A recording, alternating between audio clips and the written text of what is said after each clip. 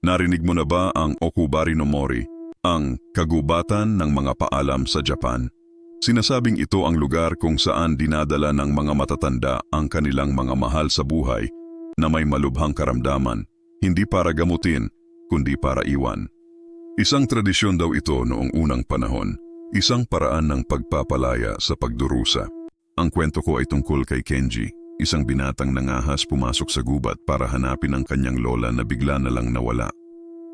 Bitbit ang isang luma at kumakalansing na lampara.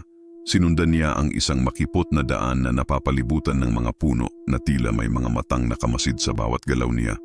Ang hangin ay mabigat at puno ng mga bulong na hindi niya maintindihan. Habang palalim ng palalim ang kanyang paglalakbay, nakakita si Kenji ng mga bagay na nakasabit sa mga sanga ng puno. Mga lumang damit, mga personal na gamit, at mga maliliit na sulat kamay. Ito raw ang Okubari o mga huling paalam. Sa bawat hakbang, nararamdaman niya ang lungkot at pangungulila na bumabalot sa buong kagubatan. Maya-maya, sa gitna ng kadiliman, naaninag niya ang isang anino, isang matandang babae na nakaupo sa ilalim ng isang malaking puno. "Lola?" Tawag ni Kenji, nanginginig ang boses. Dahan-dahang lumingon ang babae. Ang kanyang mga mata ay walang buhay at isang malungkot na ngiti ang gumuhit sa kanyang mga labi. "Huli ka na, apo," bulong nito. Dito, lahat ay nagpapaalam. Biglang namatay ang ilaw ng lampara ni Kenji.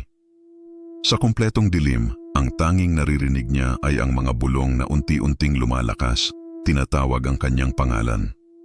Ang kagubatan ay hindi lang lugar ng pamamaalam. Ito rin ay lugar kung saan ang mga kaluluwang naiwan ay naghahanap ng kasama. Hanggang ngayon, walang nakakaalam kung ano ang nangyari kay Kenji. Sinasabi nilang naging isa na rin siya sa mga aninong nagbabantay sa Okubari no Mori, naghihintay sa susunod na bisitang magpapaalam.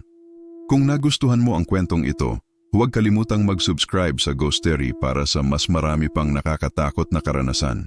Salamat sa panonood.